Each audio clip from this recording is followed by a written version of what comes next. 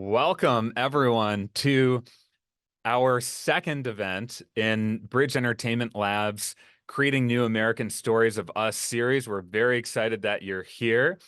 I am Stephen Olikara. I'm the president of Bridge Entertainment Labs, and I got to meet many of you at our kickoff event for Creating New American Stories of Us last fall, where we all gathered at USC. Now, this version of the event series is focused on the transformative power of documentary storytelling. How do documentaries uniquely tell stories that need to be told and elevated? But also, how can we reach beyond the choir and how can we reach audiences beyond just our own echo chamber? So we're going to be diving into all of those topics today. And we have a stellar lineup of filmmakers who we've had the chance to collaborate with in some fashion over the last couple of years. Our first panel will be focused on the creative elements of storytelling in this genre. The second will be focused on distribution. How do you get it seen? And we're very excited about the final conversation today, which will be a fireside chat with the award-winning filmmaker, Abigail Disney. Now, I think as many of us feel joining this Zoom today, this mission, this style of storytelling could not be more important. If you look at the ways that the social fabric of America has frayed really over the last 2 to 3 decades, the toxic polarization that will be on full display this year.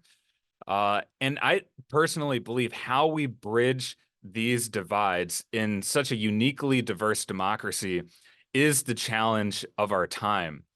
And at Bridge Entertainment Labs, and I think many people here agree with this, popular entertainment is the biggest lever we have to affect the culture on a broader scale and to change societal norms.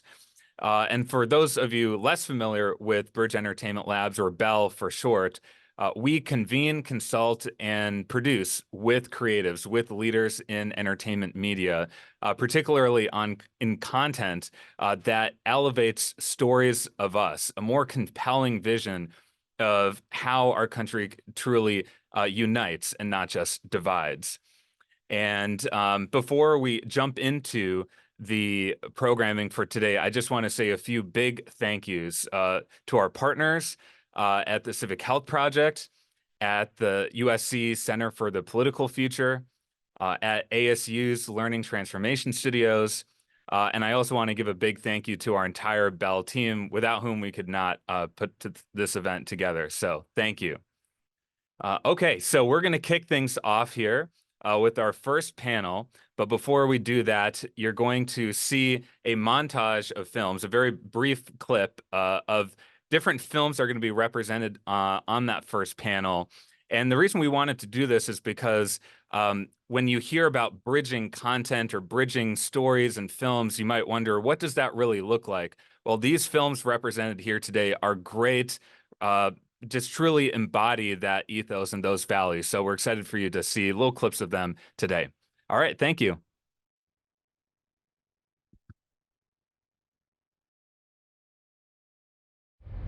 Perhaps if we created the opportunity for folks to come together, giving them an opportunity to talk and explore ideas on controversial issues. Could you really get regular people from all kinds of different lives, really put them together and get them talking about hard stuff? Like, is that doable? I think we should try. We've got just a remarkable opportunity to kind of create something special that nobody's ever done before. We'll pick an issue. We know there's dozens of controversial issues, and then we'll go out and find people who are leaning one direction, and we'll find folks who are leaning the other direction. Leaning Democratic. I'm independent. I'm a moderate Republican. Left of liberal. I go to Mount. How deep does it go? Does the average person feel that anger all the time? Or is it the political elites who profit from anger and division? Are they the ones who are the problem? Well, Ben, I'm going to be bringing in some regular people and asking about some tough issues, and you're going to be there at the table with them. If we don't get regular citizens talking again, disagreeing, and doing it respectfully, doing it way better than Washington does, it seems like there's a lot at stake if we don't figure that out. We're going to jump in together, my friend.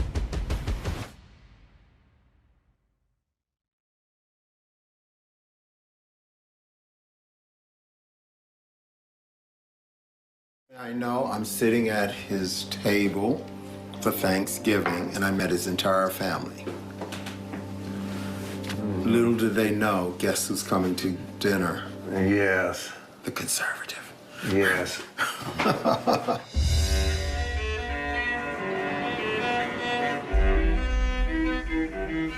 I feel like there's going to be a sense of rest for everybody if Biden wins.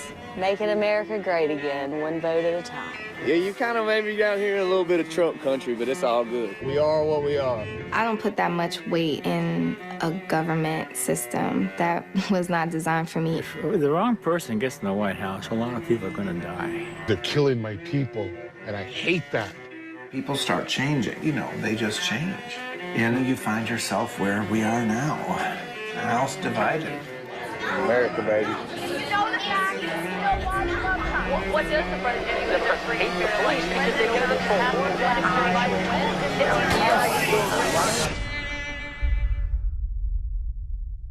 Well, I live in the woods with a raccoon named Scooter, rabbits running around my feet, and birds flying around my head, and they belong to God. But people don't realize how precious things are and don't cherish them till they don't have them. We're just cowboys, and we love our family, and we love rodeo. We love our animals, and that's us. He would ask, "Where's mommy? And when's she coming home?" And she's never coming home.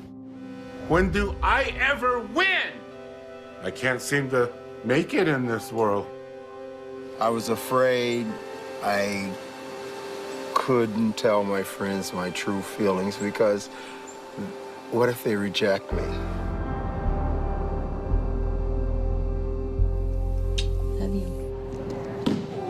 What if we, lose everything?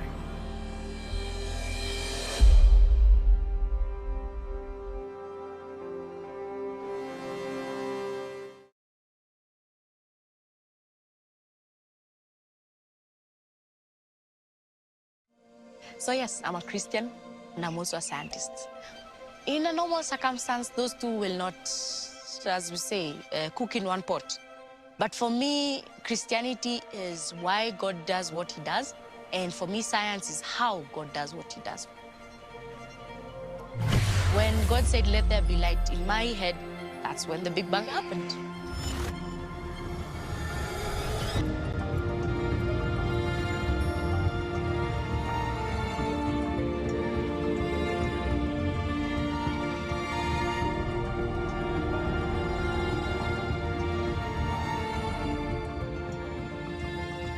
When I finished building that machine, I understood my creator.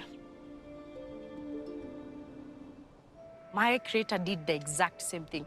He built me and brought me here on this world to do a specific purpose. And same case to the machines. I created them for a purpose. So let them do that. Now, let's start.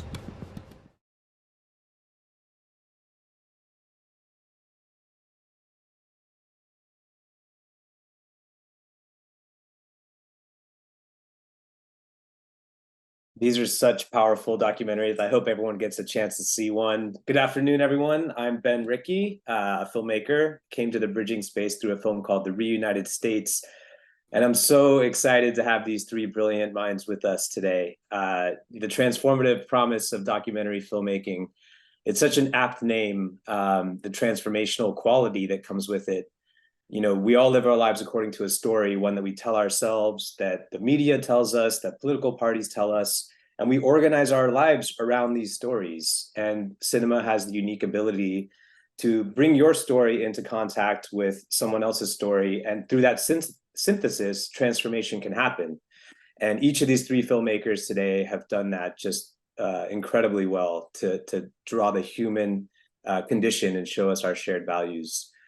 So I'd love to quickly go around and introduce, you guys can introduce yourselves and just your name and maybe a brief line about the film. We saw a little bit of context, but just so we understand who made what.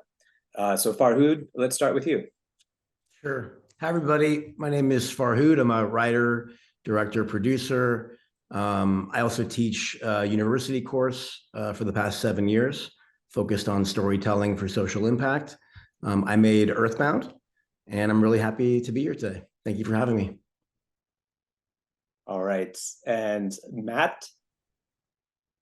Hey guys, thanks for having me. It's great to be here. My name is Matt. I directed This Land, which was filmed on Election Day 2020 in nearly every state in the country. So it was very much a collaboration with almost 50 filmmakers coming together to document a historic day, kind of from a boots on the ground level and through the perspectives of everyday people from all walks of life. And Christy. Hi, I'm Christy Kendall. I directed Undivide Us, and I was a journalist in my first life, my first 20 years, and got really concerned about what toxic polarization, what we were leaving for our kids, what kind of world we were leaving, and Undivide Us is really kind of the story of a lot of the research I found, and then the conversations that we had all across the country on the toughest, most polarizing issues. And what we found was really inspiring and hopeful, and actually can give us something positive to think about, I think. Absolutely. And Christy, I'm going to stay with you. I had a chance to watch the film. I was incredibly moved, to take friends and have them talk across the divide on really difficult issues. It really gives a mental model for people how to do that. Your film lays out a lot of basic facts about polarization, but kind of challenges the assumption that we might not be as polarized as we're told. Your background being a journalist coming from ABC News and Fox News, there's incentive structures around media organizations to kind of highlight the most divisive parts of our political spectrum. What brought you from that kind of work to doing something to undo that or challenge that narrative? Yeah. Well, I think that the news media is responsive to market signals, right? And right now, their view is that market signals are telling them that the more divisive content they run, the more ad money they're gonna generate, the more clicks they're gonna get. And I really think that the answer is each of us taking responsibility on some level and deciding what we are and aren't going to click on, what content we're going to fill our brains with.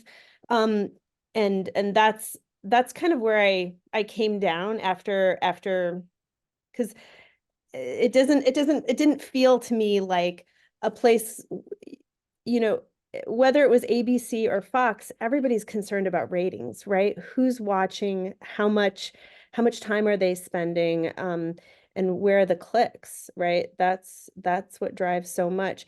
And I think that one of the things I'm really excited about this event is I think the more that we can generate support and show that actually positive content that generates like human connection, that generates like understanding, actually has a market, I think that that's really good for the world.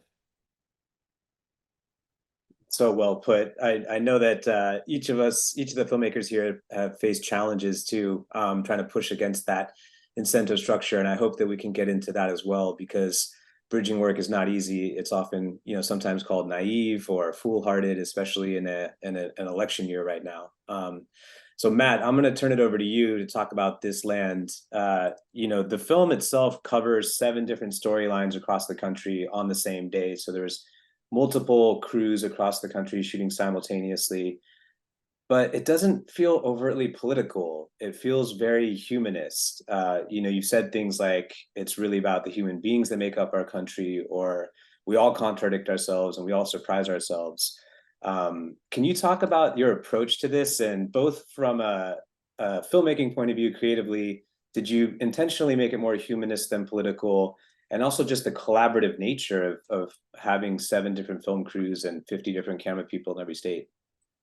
Yeah, totally. That's something I could talk about for hours, so I will try to keep it brief.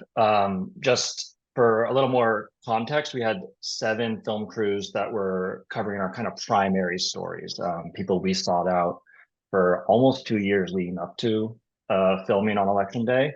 And right when we started finding these subjects. COVID hit, so never even met them in person. Just got to do what we're doing right now, which is talk to them over Zoom, and we did that all the time. People who thought like me, thought the opposite of me, and really had to kind of put my ego aside in that process and talk to them just like I would a friend or a loved one or a family member. More on that later, but we also had almost 50 volunteer filmmakers who filmed just in their communities on election day. So there were the 7 main stories, and then these other almost 50 filmmakers who would just go out with a camera and film what they wanted. So to answer your question about it being not overtly political, I think that was very much by design. Of course, election day is a very politically charged day for obvious reasons, but we knew kind of instinctively, to Christie's point, that the news would be covering it a certain way, that the loudest, the clickbaitiest moments and voices would be amplified. And I thought that was probably, I had a gut instinct that was probably actually the exception, not the rule. That most people probably went and lived their normal lives, and the issues and their vote mattered, and the issues that impacted them directly were what informed their votes. But I also thought they were probably just taking their kids to school, or going to their job and figuring out how to pay rent. And I wanted to hear from those people. As unsexy as that sounds, I thought it was important to listen to those people and to get out of my bubble as a California filmmaker and hear from these people who grew up in a different place, think differently, and have reasons for thinking differently. So yeah, that was really, really intentional. Of course, the election and politics play a major part in the film, but in a way, I want to believe we could have filmed any day of the year and heard similar stories and learned about the people. It just so happened that election day kind of put something in the air that made certain topics come up and certain conversations more relevant. It's a beautiful and lyrical film. It really humanizes everyone that you go through, and it's very powerful. And Farhud, I want to turn it over to you. I'm so glad that your film is in this lineup because it takes us out of the US to Kenya and really shows the story of a plastics innovator. I'd love to know what inspired you to tell this story, what your hopes are with it, and how you see this as a means to bridge divides across the world, including in the US, and especially with regards to climate change, which I know the film really comments on. Thank you for that. Well, to start, I think environmental docs are very hard for me to watch because I feel like when I watch them, it's like someone's punching me in the face over and over. And I'm being judged, like you're terrible if you drive a car, and you're terrible if you eat fish, and you're just terrible. And I feel like this attitude very much creates a space where the audience is afraid and is tired, and the world is so exhausting. Look at the anxiety levels of the world. Look at the fear. Look at all these, the war, all these crazy things. People don't want to go home and sit in front of the television or their computer and get bombarded with more fear and more anxiety. So I think from my vantage point, and for that of my company, Ritual Arts, we wanted to create a documentary that could celebrate Mother Nature, but at the same time, break us out of this, forgive me, very liberal echo chamber that we've created around environmentalism. I think it's actually laughable to think that only liberals love the environment. And regardless of how I vote, I believe the audience also loves the environment. And I think we chose Zombie, who's a brilliant entrepreneur. She takes plastic bottles from the biggest landfill in East Africa and makes bricks to pave roads.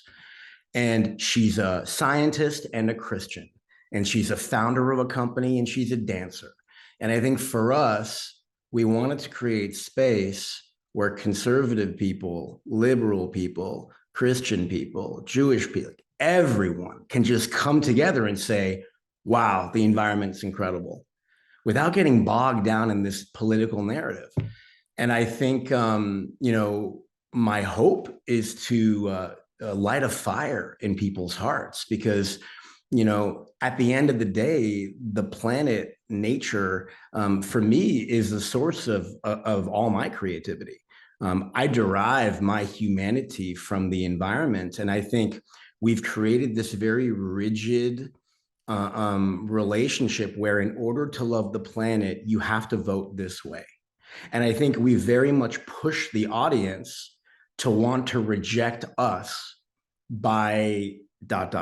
going and doing whatever they're doing. So I think for us, at the end of the day, we just wanted to create space for all people to come on board and to, in their own way, without us telling them what to do, love the environment.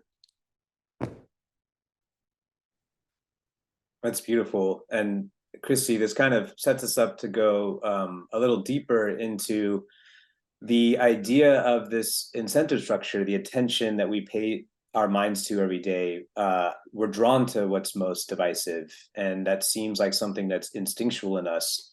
And I think one of the biggest challenges that we face as a group of storytellers, but also as a nation, is how do you fight that primal urge? And how do you tell stories that speak to a different primal urge and redirect that attention? And maybe I would start also just by asking, politically, where are you on the spectrum? And then how does that inform how you made this film to take away people's attention away from those most divisive aspects? Yeah, it's interesting. I mean, I think labeling, what you're describing a little bit is like this labeling and tribalism, right? That's kind of in our DNA, right? Like in our lizard brains, right?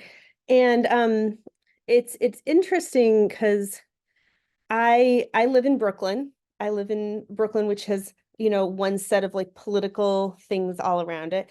I tend to have a lot of libertarian tendencies, and so I find myself pretty frequently with like different in spaces where I'm with people I love and I'm in community with, and we have really different kind of ways at which we would approach a policy issue, let's say. And so I think thinking about how I navigate those conversations, with the people in my community, but then I also have my family in North Carolina who have a very markedly different political identity than the folks I live with in Brooklyn. And I think navigating all of those spaces actually sets you up to have kind of a skill set for appreciating and loving people who maybe have a different label on that. They might put a different yard sign in their front yard, but to not think of them as only what that yard sign might say, to have a more nuanced view. And I think that the real danger right now is if we live in those labeled places, is if we, and there's actually all this incredible research, which the film is pretty light on research because it's a film, right? But there's incredible research around the polarization and around what people on, if it's a bell curve, that's where I keep doing this with my hands, so you have like 1% over here that's kind of toxically polarized and 1% over here. Like, and then if you just have people who just identify as Republicans or Democrats, let's say on either side, what they think of the people on the other side of that spectrum is actually much, much more polarized than the reality of either of those groups. I.e., like, so a Democrat is going to think that a Republican is much, much harder core of a, like, let's say, a Second Amendment absolutist than probably that Republican actually is, and vice versa. They're going to think, oh, they just want to take away all my guns. Whereas, and you see this in our film too. You see where like people are like, I think this way about guns and I think this way about guns, but I think we can all agree that you shouldn't be able to buy an AK-47 or whatever it is. I don't know. I'm not a gun person, like on the internet and have it shipped to your house. Like that's probably pretty reasonable. And the point of the film isn't that people actually agree about all stuff, because we actually make the point in the film that basically nobody changes their mind about anything in terms of like how they identify. But they do end up having these civil conversations that where they do find places of agreement. There's movement, when you're actually looking at somebody on the other side of the table and like, oh, I'm fine if you are a responsible gun owner and you keep them locked up in a safe. Suddenly the conversation has nuance and humanity. And I think that's kind of the point. Does that answer your question? I kind of went from It labeling does. guns. I'm sorry. The only thing I want to press you on is your political identification. It's it's right of Brooklyn, but left of your North Carolina family. I think that's right. I think I would identify, if you had to push me, I would identify as a small L libertarian. Got So, it. which means that some liberals, I'm going to be to the left of some liberals on issues and to the right of some conservatives on issues, and it's just all over the place. And so I think that forces you to live in a world of nuance. No, I just found it fascinating because I think a lot of the bridging movement or bridging content comes from the left, and the idea that you're a libertarian is a very different perspective, I think, that it brings to this movement. So thank you. Oh, yeah, no problem. Yeah, and Matt, similarly with This Land, I mean, you covered so many different characters across the country. A Navajo gentleman, an LGBT couple in Maine, this Trump supporter in the South whose wife got deported. Did you evolve yourself while making this film? I think that a film, obviously, the goal is to have some impact on the audience, but oftentimes it has an impact on the person making it. And I know you spent a long time on this.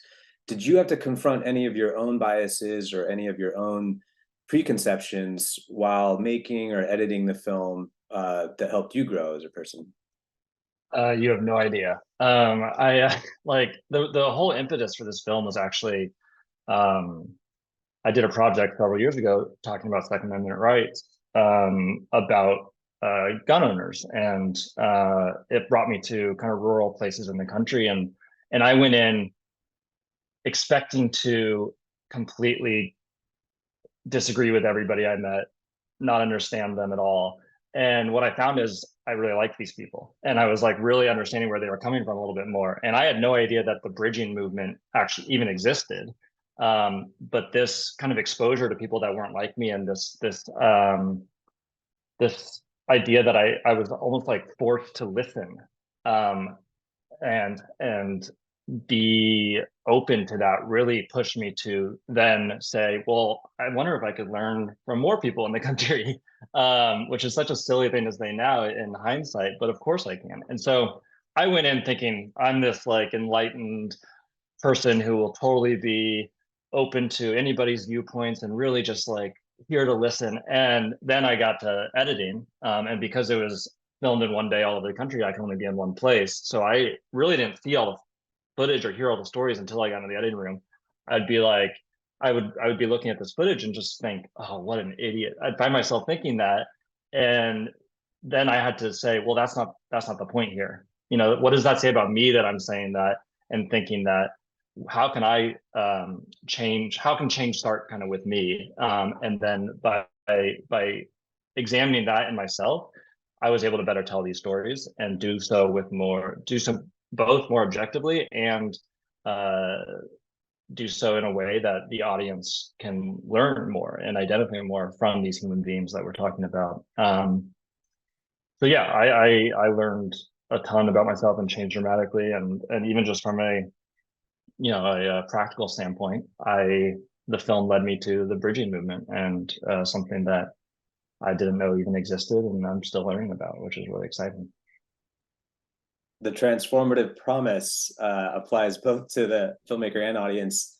Farhood, similarly, your film is a very solutions-oriented film. It doesn't just show a problem and kind of like dive deep into that, but really ways to work through it and ways that hopefully depoliticize it to Western audiences, to global audiences. But there are challenges to making a film that speaks to everyone, right? Like the political messaging is so different from the left to the right, moral foundation theory, even the words you use have different impacts on different audience members. Do you think it's possible, or was it one of your goals? Did you have to steer clear of any language in the film to help it reach the widest audience possible? Well, I think from my vantage point, there's a lot of language that's really triggering for a lot of folks. And I think, regardless of how someone votes or their POV on the world, when they hear something, I don't want a barrier to be built up around it. So, for example, part of this movie is about stakeholder capitalism. I'm a big believer as an entrepreneur in the power of stakeholder capitalism and the scourge of shareholder capital. And no one talks about this. We just demonize capitalism and say all capitalism is bad. But I would say stakeholder capitalism is wonderful. But if I say capitalism, that'll trigger some people. So if I say, like, creative problem solving or entrepreneurship or different ways of expressing what I believe to be an expression of, ingenuity and innovation, I think people can, process that more. I do this more as a human first. And I think as filmmakers, our own lifestyle and approach tends to flow through our work. I didn't go to film school. I do not have a writing background. My background was actually in law. I'm a failed attorney, law school dropout, churned filmmaker. And I think for myself, over the past, let's say, 20 years, in looking at the world and not seeing anyone who represents kind of my take on politics, I started to really develop my own vernacular of communicating this. And within my work, I don't talk about politics in my work. It's just such a viper pit that I find that it's so many landmines everywhere, So within my work, what I like to do is, what are the conversations that are necessary prior to getting to the political conversations? Like we're not even there to have that conversation, in my opinion. So integrity, that's really interesting. Listening, that's really interesting. Values, oh, very interesting, right? So if I can create a film that inspires everyone to activate in some capacity around these white spaces, then hopefully through critical thinking, which I teach a course on this, they'll develop critical thinking and then figure it out on their own. I think it's so sad to me when I watch filmmakers have to explain everything to the audience as if the audience is stupid. And I think the audience is so smart. They've just been given so little to work with that they're kind of annoyed and pissed. And if you look at the audience and if you look at what they're not watching and you're seeing all these shifts happen in our business, I believe we're losing the audience because we don't respect the audience. And I think this is part of the problem of the shareholder capitalistic take of the consolidated media platforms. These are not stakeholder capitalists. These are very rigid shareholder capital, and you could see it in their actions. So I think from my vantage point, if we can make decisions as filmmakers from a place of empathy and also what excites us, that also respects the audience, that's like the secret sauce to getting people's attention. And then you really just have to back away from it. You don't have to do anything at that point. There's no need to push. Yeah. No, I see a ton of comments coming in the comment bar. There are a lot of storytellers with us today. So I want to take these last couple of minutes. It looks like we have about 2 or 3 minutes and just push a little deeper. Christy, coming back to the beginning of, is it even possible to make a piece of content that appeals to everyone? Our primal nature is to really respond to anger, to fear, that hardwiring. Your film does such a good job of showing a different way of doing it and even giving instructions, like here's how you have these conversations, but in a very non-didactic way. And so I'm just curious, your journey making this and then telling us maybe what the future is for the film where we can see it. But is it possible to get people to overcome their primal instincts, shift into a new mindset, to have these conversations? Like, that's a tall ask of an audience. And so what drives you to ask that of people, and where can people see the film? Well, so just one thing, just to kind of, with answering your question, hopefully, and also dovetail off of what Farhood said, which I love what you just said, because I think we were I I was obsessed in this film about particularly a conservative audience. Liberals can watch the film and like it as well, which they do, and that's wonderful. But like conservatives can watch this film and not feel judged for wherever they're coming down, and that's really exciting to me. So, and that's what we're hearing from audiences. So we have an impact campaign. Everybody can go to, I think one of our impact producers is on the film, on this thing. She can put it in the text. It's like we have a website. You can go, and literally anyone can host a screening right now. And we have a distributor who's selling it. Yeah, we're in film festivals. If you have a film festival, we'll come. My whole goal with making this film and making it when we made it was kind of a rush. We started primary photography just about a year ago today, or principal photography, that's what you call it. And then we finished it by like September. And so we're rushing to get it out. My background was a news journalist, so it didn't feel so crazy to me. Although now that I'm in it, I think it was batshit crazy. Sorry, I shouldn't swear, but like anyway, that's kind of our goal is to get as many people to see this as possible to try to help people feel like they can, have these conversations and do the things. That's great. And I'll put my contact info in the chat too. So if anybody has an idea, like people have been like, will you do this? Will you do? I'm like, yes. And like, let's figure out how we can help heal the world. That's my goal.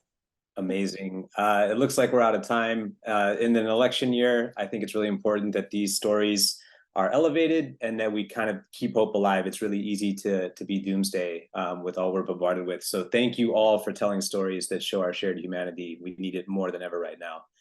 And I will pass it back over to the next speaker.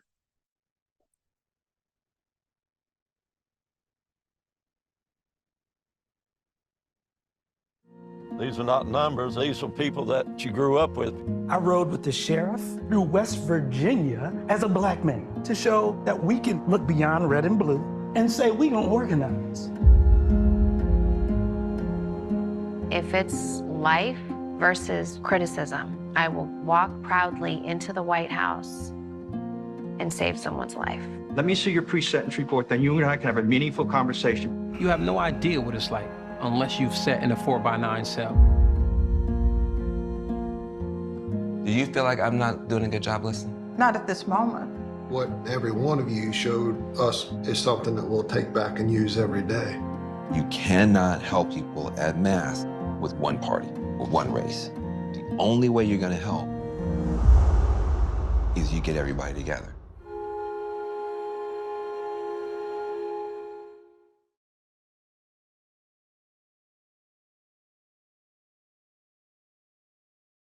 Eventually, we became friends.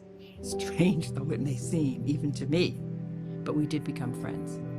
These women held and hold very deep moral differences, but they understand those differences. And despite those differences, they are relationally very connected.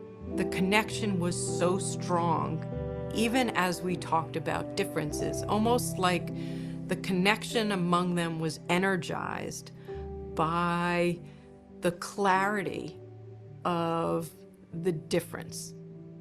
And we would end the meeting and people would say things like, we were on sacred ground, or that was extraordinary, or magical, or mystical. There was a connection across difference that nobody would ever have thought was possible. It took me 8 years to figure that out. I would leave a meeting and I would say, what is that energy? What is that?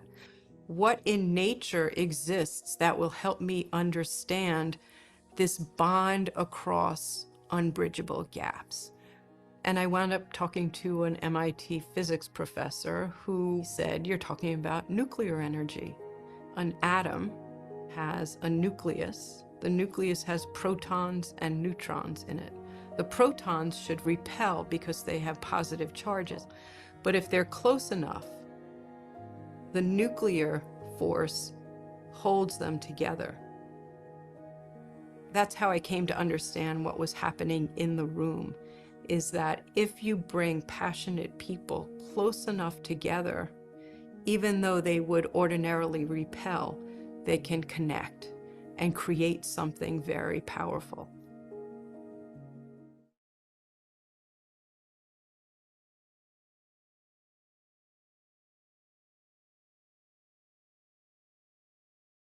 Oh, hello.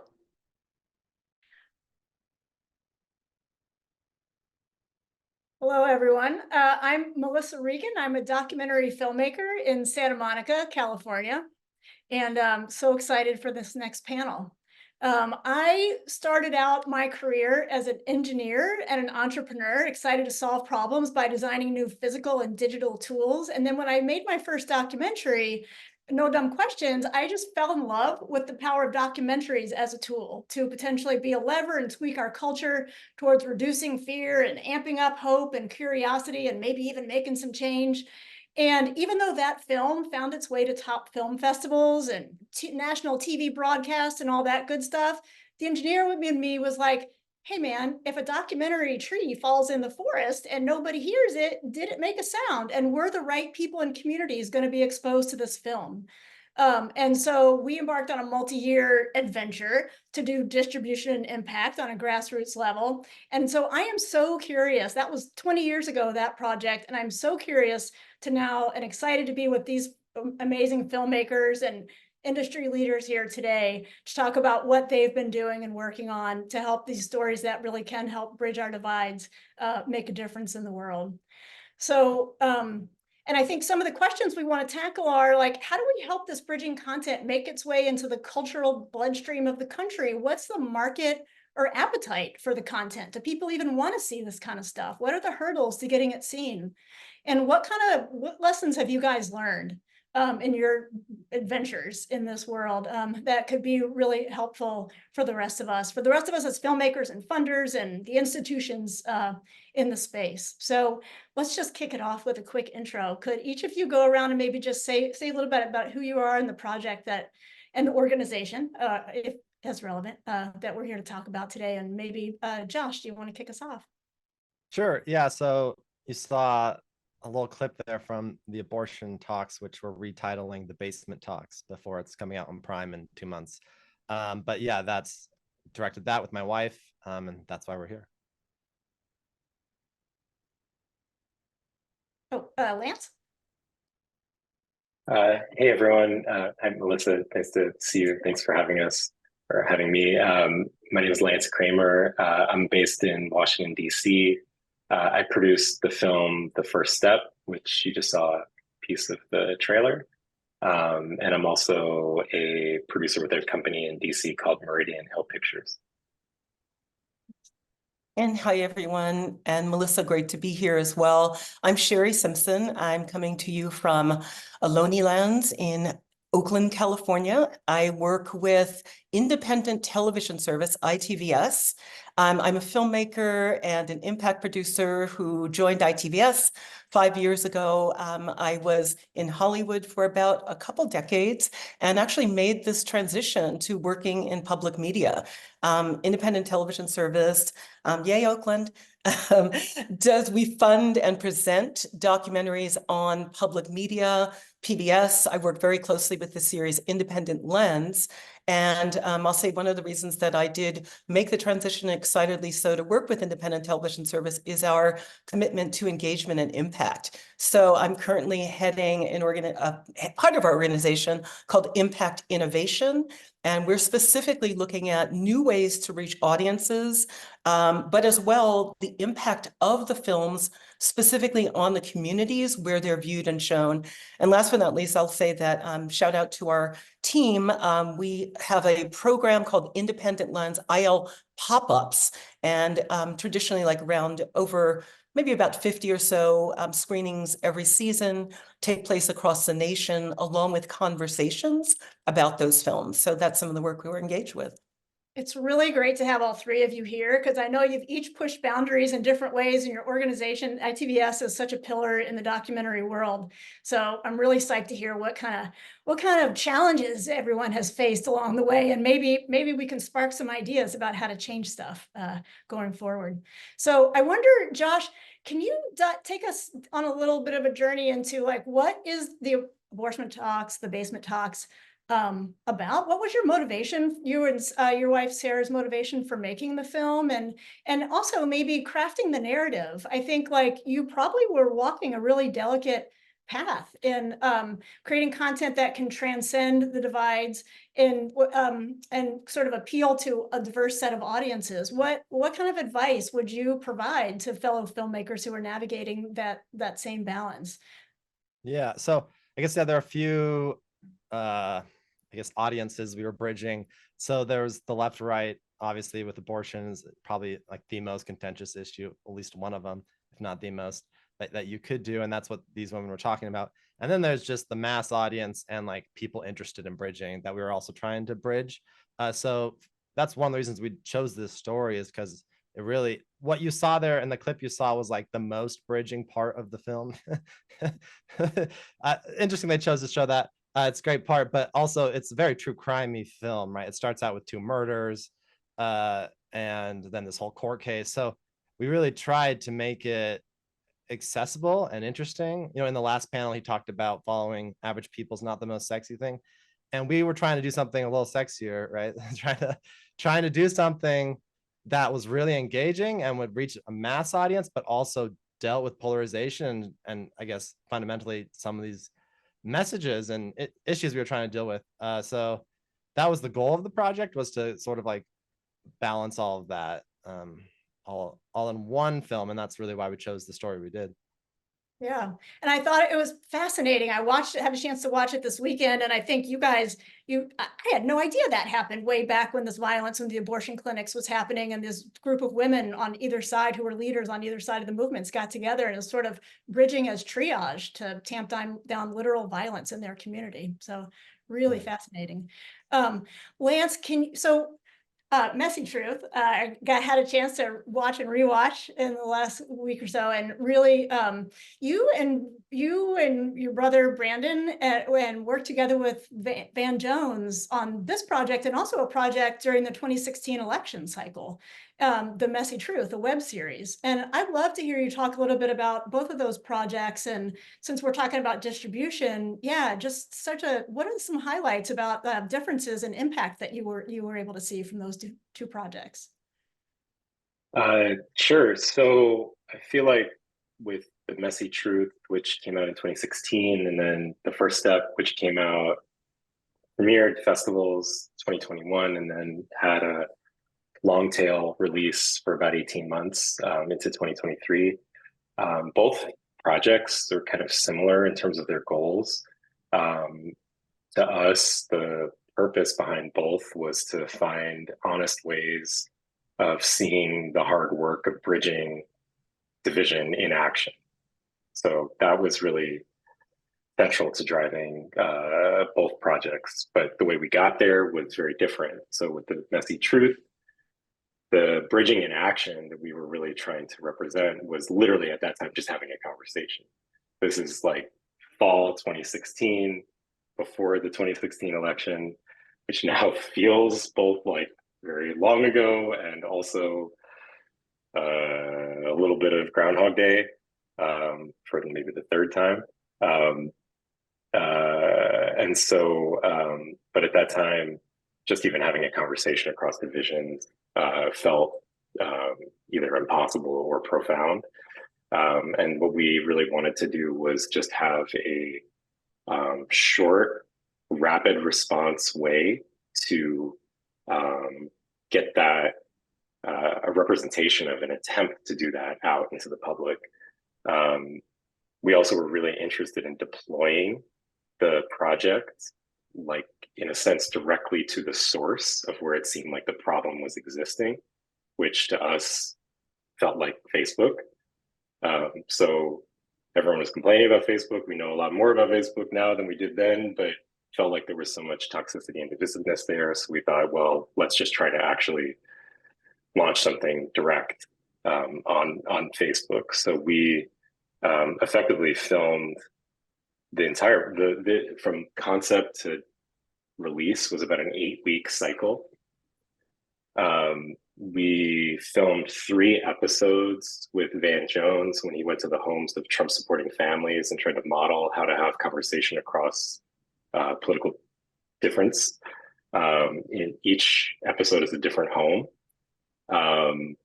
And we released all 3 episodes directly on Facebook on a Friday, Saturday, Sunday, the weekend before the 2016 election. And it had 4 million views. It won a Webby. I don't know, Rafi was tweeting about it. I mean, it was just a crazy kind of series of events. And really, there was a lot of response from people all across the spectrum.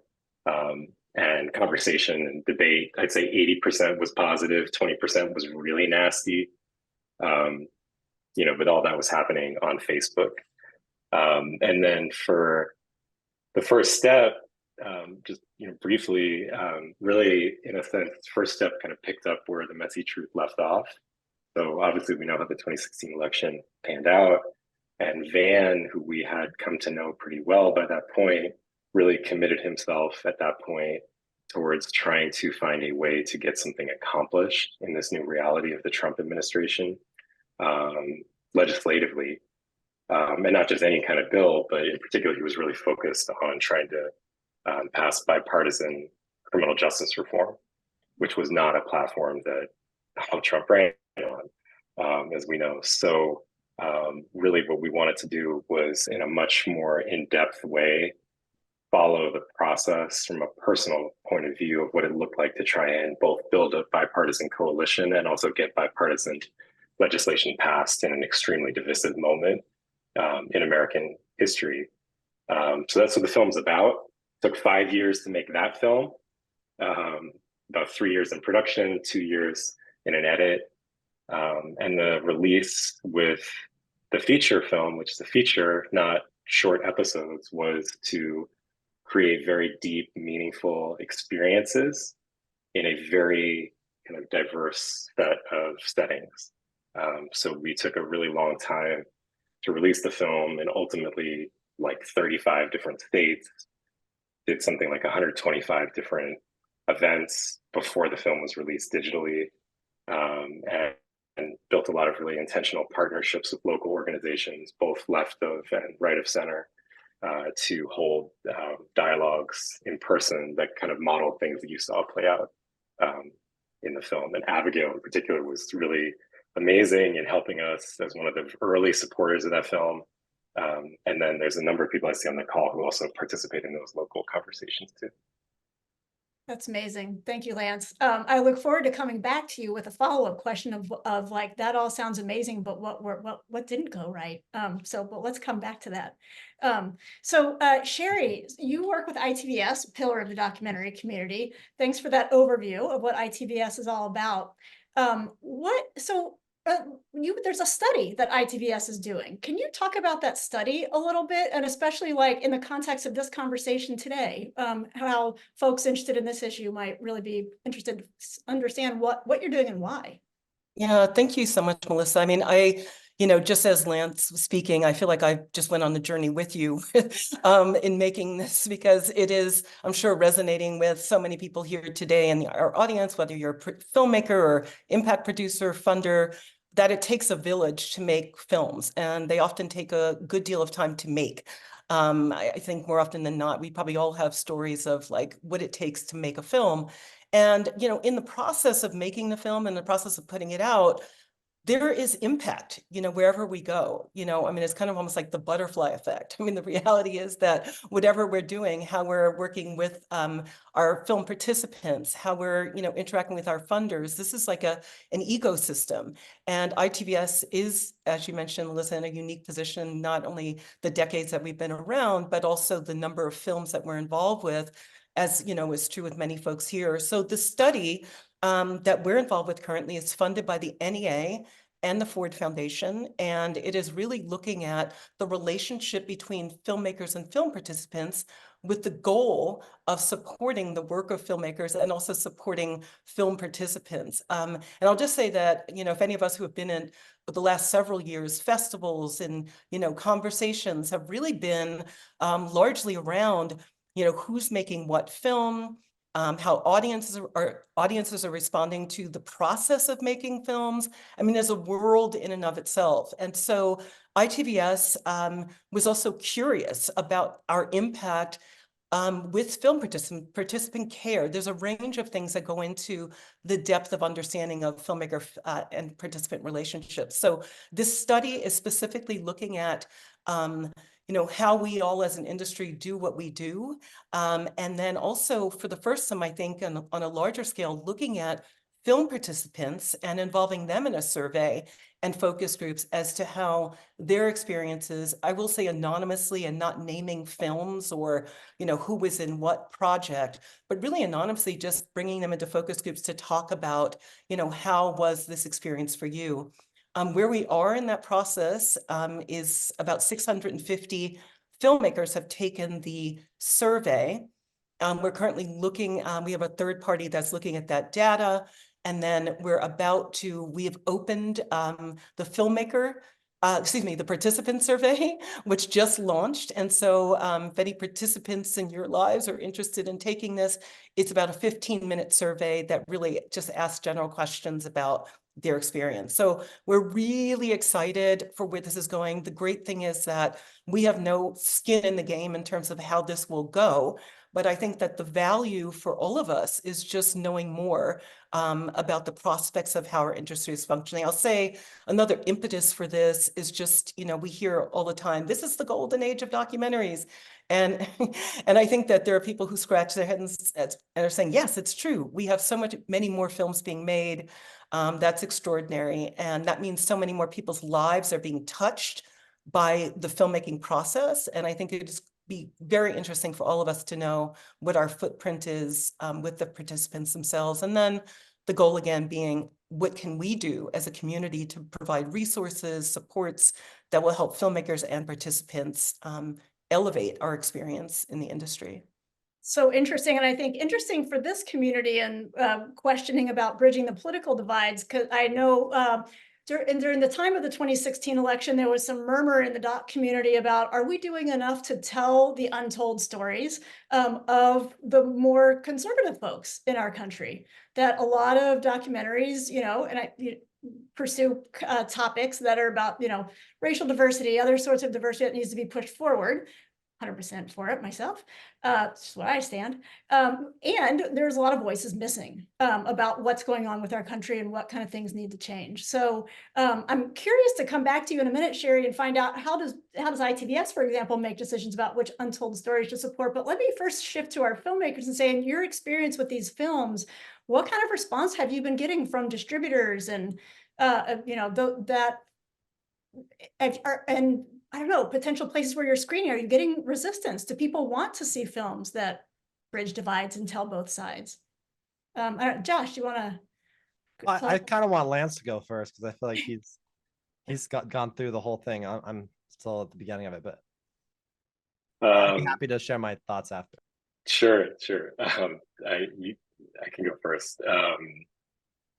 I would say that there's been kind of two very different realities. The reality that, at least that I've experienced, the reality that I've experienced when we've shown the film to people, to audiences, and that's been a broad swath of people. Like I mentioned, we've taken the film. I mean, I've personally been in screenings in over 35 states. You know, some very red places and very blue places and very purpley places.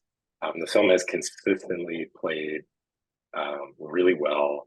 Like the feedback has been very strong. People have had a wide range of types of responses to the film.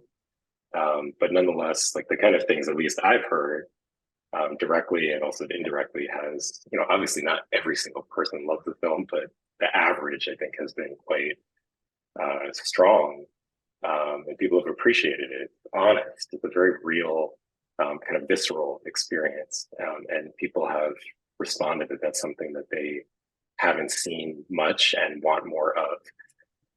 That's been completely different from the response from the commercial and distribution world, which basically said people don't want that at all.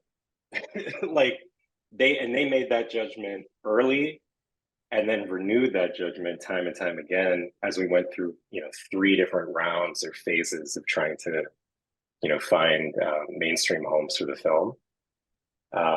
And so they told us that everything that we did with the film wouldn't happen and that that's not actually what people wanted. And then consistently, I found at least that we proved them wrong. But also there were just limits to how much we could prove them wrong because we had relatively limited resources and we don't have the ability to create those kinds of platforms and scale that these companies have invested millions or billions in. So I think that there's a huge disconnect between what the algorithms or the executives are kind of deciding and what actually people know they want for themselves. And I think people are being severely underserved. And I think there's a big gap that I feel like, we potentially as a community can help to solve, which is just creating the evidence and the models and the examples of kind of incentives, I guess is maybe what we need to show some of these companies that indeed there is an audience and a value proposition for these kinds of projects, or we have to build something of our own. But that's a really, really difficult prospect. So. Yeah, I would just jump in and say, I think so there's 2 things I think that big streaming platforms are worried about. One is liability, right? And with Lance's, you've got Trump, and with mine, you have abortion, and those are both scary things for these companies. And then the other thing is, it's one thing to get someone coming to a screening and having a good experience with it. Sort of like Friday night, you're gonna go out, do something fun, you watch an intentional movie that you chose to watch. Like that happens occasionally, but most people are watching things like they finished work, they're home, they ate dinner, they're tired, they're turning on a TV, and it's like they're wanting to like escape or to like be entertained, and it's not like, oh, I want to have this fulfilling experience. So like the most, I guess the things they serve the most is that sort of more like junky food kind of stuff, right? Like where it's like what you want right now.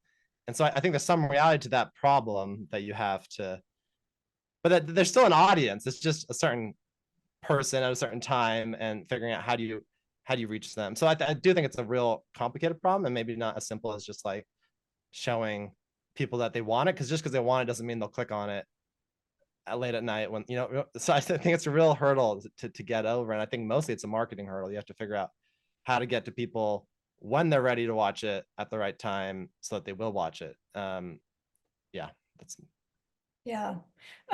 Sherry, I'd love your thoughts on all that. Yeah, I mean, I think that you have just described perfectly, Josh, the challenges of public media. We are sharing, these powerful untold stories. We're not afraid to show a lot of the stories and to delve in to the uncomfortable topics. I mean, we don't have to deal with, in any way, shape, or form advertisers or some of the other, factors that may come into play for other folks. And so we've been able to do that. I think the real challenge still remains, though, bringing new, and we like to call it the ascendant generation, younger audiences to public media to be not only a part of what's being shown, but also to engage in conversation. So I'll add that one of the, I think, unique value propositions of what we're attempting to do, and it's actually inspired, when I came onto ITVS, a study that the Center for Media and Social Impact did that actually said people don't want to run away from these tough conversations. They want to run towards them, but they want to have them in safe spaces where they're not going to be judged or called out. And how do you create those environments? And so the work that I've been doing at ITVS has been experimental in that we're doing the amazing IL pop-up program and also looking at these innovation spaces. We've held hackathons for humanity with our, a film that dealt with the legacy of lynching, Always in Season, in Georgia, with a group of community people who are looking at how can we use this documentary to transform our communities and perspectives. So it really does take that work. But I did want to say too, our real mission is to empower the American public. And so going back to your earlier point, Melissa, we have we're empowered to tell stories from all perspectives and to bring voices into the picture that can illuminate many of these different difficult subjects. But what we're finding is that when people do have the opportunity to audiences to put their viewpoints in and to share what they're thinking, it's sort of like this untapped gold that people want to engage less passively with these conversations. So one last thought is that within this innovation space, we have something called Doc Scale, which we do want to invite anyone to check out. Doc Scale, from all of these engagement activities that I've mentioned over years and years and years, Doc Scale is basically a tech opportunity for people right on their phones to be able to kind of put their thoughts in the mix about a particular film, and then those ideas are circulated. So what we're doing is really sort of heat-seeking ideas that are coming from audiences as well. So more on that later, but I do think audiences are often left out of the equation, and that more can be done to bring them into the participatory mix, not the passive experience of watching. That's really exciting, Sherry. And it's great to hear that ITVS is essentially like mandated to empower the American public with this diversity of input. I wonder, we have like 2 minutes left. Lance and Josh, or even Sherry, you're a filmmaker yourself, and your title at ITVS is engagement and impact and that kind of good stuff. Let me get it correct. The Senior Director of Engagement and Impact Innovation. But can you guys toss out just popcorn, maybe some creative ideas that you've seen really work with that to get more eyeballs and more impact? Go to where people are, have those conversations, build in conversations and how people can get, number one thing people say when they come out of films, how can I get involved? What can I do? And I think that continuing that value proposition for the American public, and also people have been saying, and I think in the chat, not putting people in boxes according to their political beliefs, but really recognizing that that there are ways to speak to people that speak their language, and maybe some of our promotional materials need to speak a little bit more to who people actually are versus, some of the old-timey demographic approaches. So Harmony Labs does that very well, and we're experimenting with how to speak the language of new audiences. Josh or Lance, any final thoughts on that? Sure, I could go. 2 words: movie theaters. Our best activations, the most impactful things we did were in movie theaters. It's a hugely underused resource. There's a lot of movie theaters that are craving the kind of films and also the kinds of engagement that I think a lot of the people who are on this call and probably listening as well are working on. They're just desperate to get people in. And we've had a lot of success in movie theaters at a very, very low barrier to entry in terms of cost and otherwise. I think it's a huge untapped, kind of overlooked resource for, I think, a lot of the work that we're doing. Amazing and fun with built-in popcorn. Josh? Sure. Yeah, I have lots of thoughts. I think where I am right now is focusing on sort of ROI, right? Figuring like everything costs money, and how do you get the most, how do you reach the most people with the money you're spending? And I think films used to just throwing around huge numbers all the time, millions of dollars. And as an independent filmmaker, you don't have that. So you have to just really be you might not have that. I didn't have that. So you have to really be thinking like, how do we spend this money effectively? And that's definitely what we're focused on. Great. I want to thank each of you so much for being here and having this conversation today. And now I want to pass the mic back to Bell President Stephen Olikara for a one-on-one fireside chat with celebrated filmmaker Abigail Disney. All right. Well, thank you so much, Melissa. What a great panel. And thank you to all of our panelists so far. And as we move into our final session here, hi, Abigail. Great to see you. Hey, good to be here. Well, we are just so honored and grateful to have you, Abigail, joining us for a very special conversation as we reflect across a lot of the themes that we've talked about here today. And you really don't need any introduction, but I'll just very briefly say you are an Emmy-winning director and producer, CEO of Fork Films, philanthropist, activist, bridge builder, among many other things. And we're just very, very grateful to be able to hear from you and learn from you as we talk through a number of these themes. So thank you so much for joining us today. Thanks, Steve. So let's first talk about the art form of documentary storytelling itself. You know, you could have gone into any form of media and you chose documentary storytelling. Is there something unique about it, its potential that spoke to you? You know, when I talk about the media landscape, usually, you know, people are just overcome with a lot of fear and there's a lot of pessimism. But when I see documentary storytelling, to me, it's a source of optimism about how it tells stories and how it moves people. And I'm curious what about this art form really resonated with you? Well, I came to it rather late in life. I didn't start my first documentary till I was 46, and I had just sort of tripped over accidentally a barn burner of a story in Liberia. And I was an activist. I had been in Liberia as an activist, and I came home just thinking that people knowing what happened would make a difference in their lives and would make a difference to other women in similar positions. And so that was how I arrived at the idea of documentary. I could have written a book, or I could have, gotten the news involved, but it was a story. More than anything, it was really a story, and it had an arc, and it was compelling. And I'm sorry to use an amusement park metaphor, but it's like a ride. A story is like a ride. You get on it and you don't really even think about where you are until you get off at the end. And so I do really think that something really profound happens in a darkened movie theater when you're really engaged, where you're really just opened up to all kinds of influence. And Hollywood, for the most part, uses that terribly. They again and again and again conjure that state, and then they pour into people, a lot of poison, and then just a lot of dreck.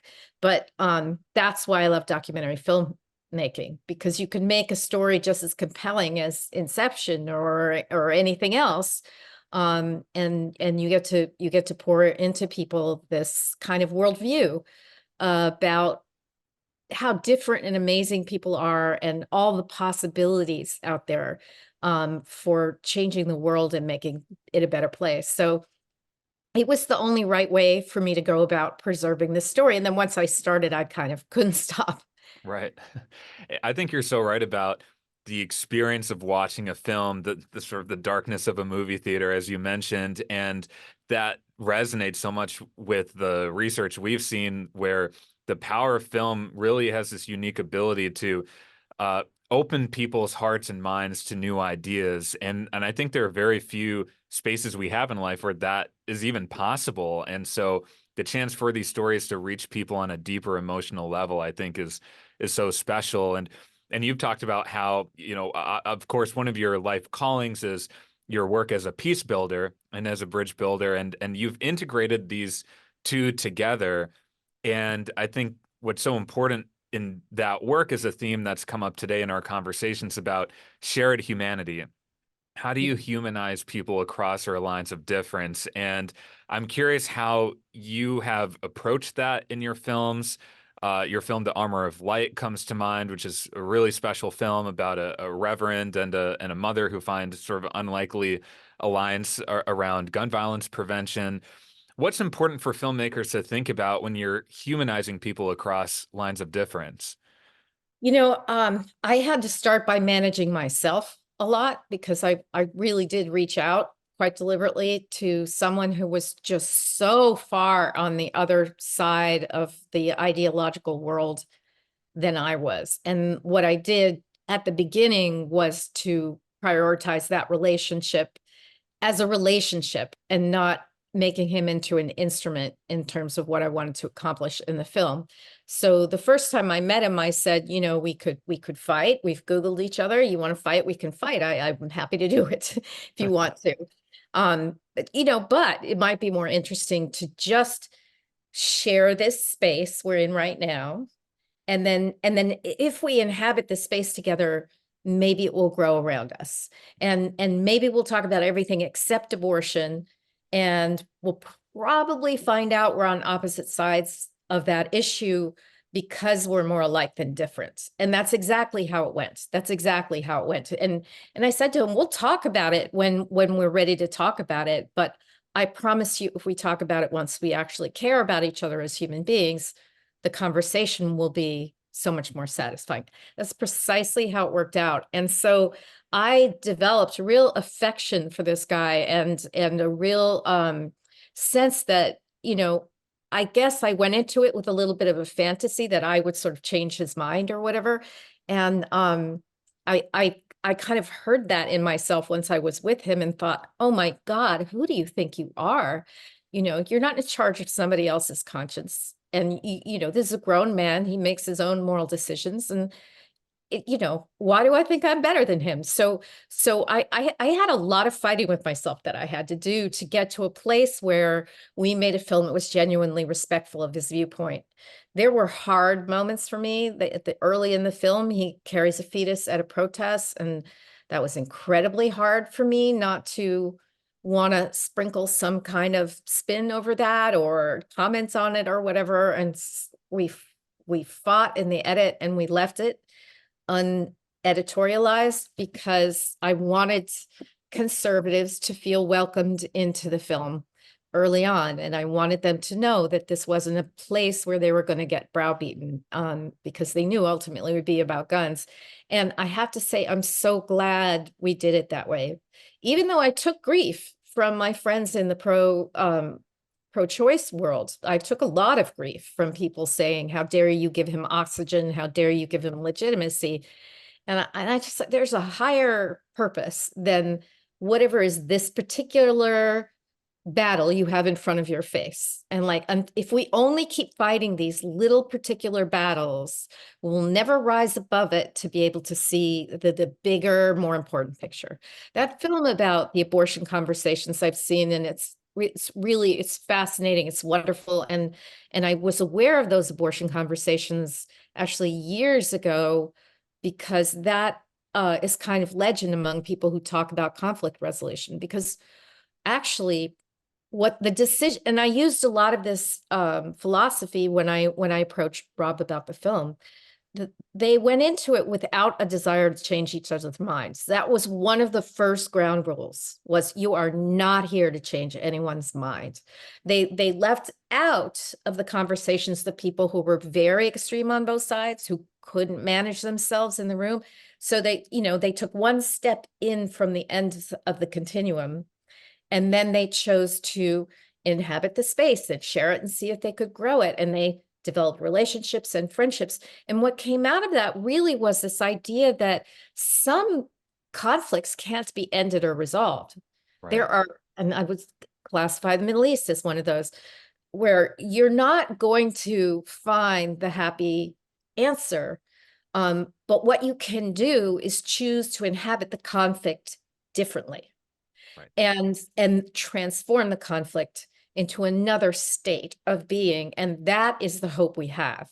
And so I think in the world of peace building and bridge building and the rest of it, we sort of disabuse people of the idea that there's like a magic happy space that we're all moving toward.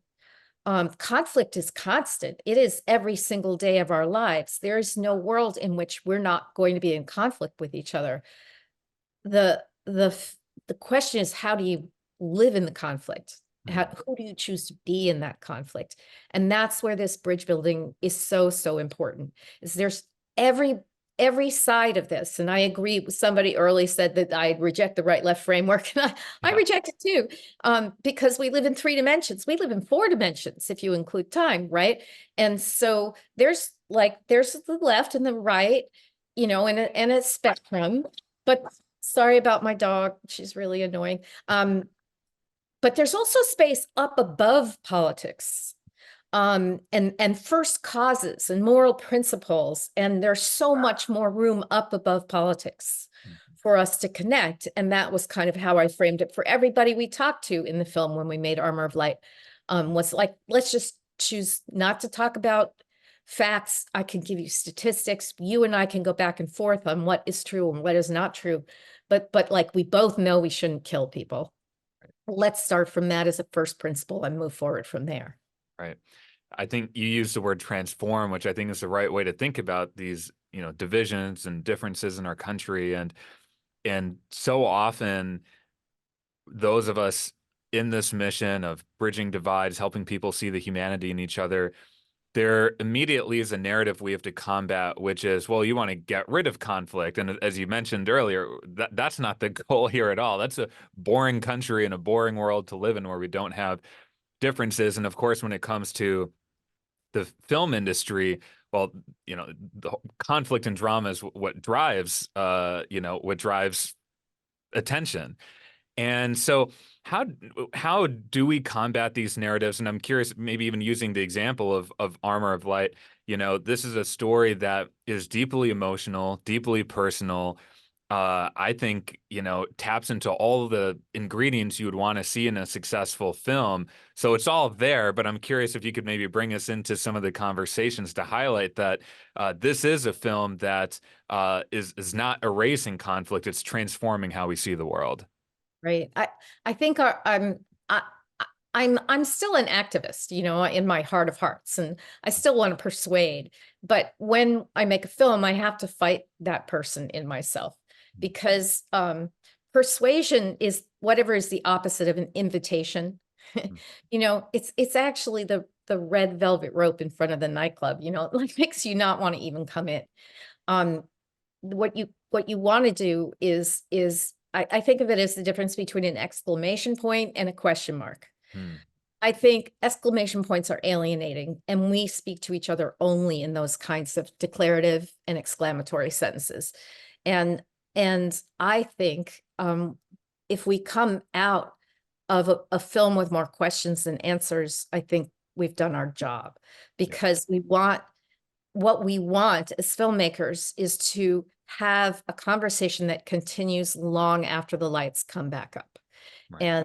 And you know, honestly, I'm sitting here looking at all these people on this call right now, and I'm so heartened because, you know, honestly, when I made Armor of Light, there weren't that many organizations like this, and there weren't that many people who understood what I was trying to accomplish. I mean, we're not going to have the one big magic film that fixes everything. We need to understand that we all need to be making films, not see ourselves as competitors, and I think most of us don't. We need all these films to be everywhere all the time. We need magic BBs, not magic bullets. So the proliferation of people thinking this way is incredibly heartening. Yeah. Yeah, I completely agree. I mean, just as you mentioned, the activity in the chat and all the people tuned in, this is a growing community. And that was one of our goals with this event, is to highlight that the community of documentary filmmakers and storytellers who want to tell stories with a bridging ethos that help to resonate across our diversity is growing and is powerful. And on that topic about the growth of this space, would love to talk and get your thoughts a little bit on distribution and the funding landscape. And you know, when we were talking earlier, hearing you kind of break down the system, how it's broken, but how it's changing, you know, it was one of the more optimistic takes I've actually heard on where, you know, how the economics might actually break our way. But would love for you to just expand on that topic, and, you know, what aspects of the system and the industry should bridging filmmakers be looking towards? Right. You know, I went to Netflix with an idea. Francis Fitzgerald wrote a history of the evangelicals in the United States. And I thought that was a really interesting multi-part series for Netflix. We did a whole deck. We talked to them endlessly and ultimately came down to, well, we don't understand. Are you for them or are you against them? And then literally they passed on the project because they didn't understand how to market that. Right. So I think the current platforms are haunted by like these zombie conceptions about what people want and what people don't want. Because I know when I would go into conservative spaces, into the most right-wing churches you can imagine, and they would hand me a mic, which I am told you don't get a mic unless they really trust you. And part of that was the like crazy powers of my last name, which goes so far with conservatives. And I was definitely using that. But I would start off by saying I'm a pro-choice feminist all my adult life, and still they were listening. I never lost a group. And afterwards, there would be this real kind of stampede to ask me questions because they were so fascinated to meet someone without horns and a pitchfork who espoused these views because it didn't hold together with their sense of humanity. It just didn't make sense to them what they were hearing. And I feel like we need to be thinking that a little on our side too, because I never met anybody with a pitchfork over there either. So I think that we need to, in this distribution environment, recognize that until these zombie preconceptions die once and for all, until I guess they run out of brains at Netflix, the platforms aren't really going to be our friend. And we're going to have to find better places to think about distribution. I mean, PBS is still standing, which is pretty remarkable given that, you know, terrestrial TV is almost done. You know, it's right there at the very end of its lifespan. And PBS still stands with one of the most sterling brands you can possibly imagine. And the way forward in this incredibly complicated environment is going to be brands. So the only problem with PBS, and God, I love you, ITVS, Sherry, I love you guys so much. But the money they have doesn't match what you need to create really beautiful films. I mean, you just get what you pay for. But I think those of us making films are going to have to content ourselves maybe with shorter content. We're going to have to content ourselves with maybe we don't have to go all the way to 4K. Maybe we can do it a little more cheaply, maybe a little less extravagant on graphics and sound design and things like that. I mean, if we can bring down the cost of what we do by being really thoughtful about how we spend our money and how long a film needs to be and so forth, then we might be able to meet the platforms halfway. I think PBS is going to be, in the future, it's our best hope for positive bridging content. I'm really hoping to say that to anybody in the foundation world I can hear, so we can have an empowered PBS that can meet this moment. And really stand side by side, arm in arm with Netflix and Hulu and the rest of them with this. Somebody was talking about stakeholder capitalism, not capitalist point of view about how to program media, because they don't have to get sucked down the rabbit hole of conflict and violence and all of that. So I think that we all need to think about like how we put our heads together to make sure PBS lives. And then there's a huge world of available free platforms for us if we're willing to work in a way that draws traffic. I don't think you necessarily need, you know, sex and nudity to draw people to YouTube. People are developing large audiences, you know, 40, 50, 70, 100,000 people. That might not sound like much, but if you have 20 people working, then you have some real audiences. So we need to start looking at building YouTube audiences or working within the confines of a TikTok and making much, much, much shorter content, which is a whole different thing. But there's a proliferating world of opportunity out there for us if we will not be so set in our ways that we need to always be thinking of the world in terms of a feature-length documentary that gets a festival run and then maybe qualifies, and then maybe you have a campaign. I'm like, let that go. Let that go. That's nonsense. And just think in terms of like what are the platforms? What are they friendly to? Who do I want to reach? And how do I reach them with the platforms that are real and, you know, and that aren't obsessed with cults and celebrities and crime? Right. Well said. Well, I think we have just about 1 minute left here, and we were talking earlier about the power of forgiveness and the power of bridge building, and I think one of the biggest opportunities we have as a community here is to reframe these ideas as strong and not weak. And I think storytelling and narrative is the best lever we have to do that. And so maybe one final reflection from you, Abigail, and thank you so much again for your time, on how filmmakers should lean into bridge building, lean into some of these practices, because that's an expression of our democracy, but also an expression of strength. And would love to hear a little bit how you think about that. You know, so I've been doing this now long enough that I'm meeting people who saw Pray the Devil Back to Hell in high school and then became a war correspondent. I mean, like, that's actually happening.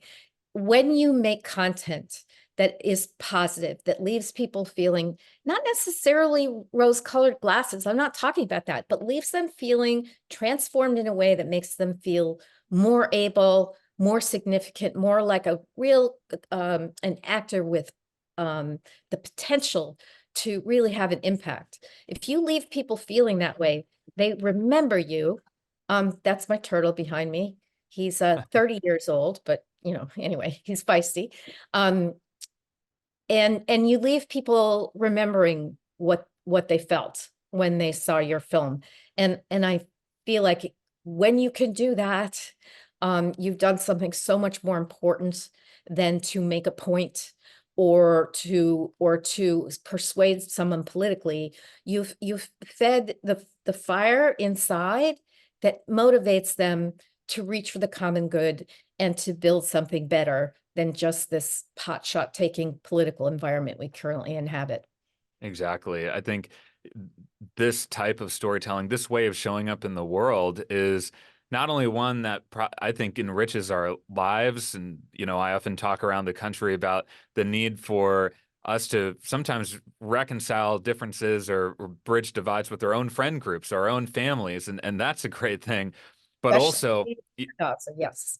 absolutely. And also, for every documentary that's focused on a particular issue and moving the needle, this ethos is one that, on a practical level, helps us move the ball forward. So, Abigail, could not thank you enough for joining us today for this great conversation. I've no doubt that your turtle behind you is also a fellow peace builder, and and just want to thank you for being on this journey with us, and look forward to many more collaborations ahead. Thanks so much. Thanks, everybody. All right. Well, we have reached our conclusion here, and I just want to thank everyone for joining us, and have loved reading the chat as well. There's so many people who are tuning in and participating in this who could have easily been on one of the panels. So it's really great to hear from you, at least through the chat, and very much look forward to more collaborations with you ahead. A few things just to keep in mind as we look at what's next. One is Bridge Entertainment Labs is meant to be a resource. We're not only building this community, but also helping creatively and in terms of production, getting new ideas and new films off the ground. And so if there are ways that you find us, find opportunities for us to partner with you, please do reach out. And also do reach out in other ways that you think that we can be a helpful resource to all of you. Our goal, as Abigail mentioned, is to see this community continue to grow, to demonstrate that bridging content not only has an audience out there, but can truly succeed as an emerging form of storytelling. And so please do keep in touch with us on social media, as well as on our website. You can see all of the different programs we have happening this year. We also have a feedback form that was just placed into the chat. It'll take 1 minute. We'll appreciate your a little bit of your time just to fill that out.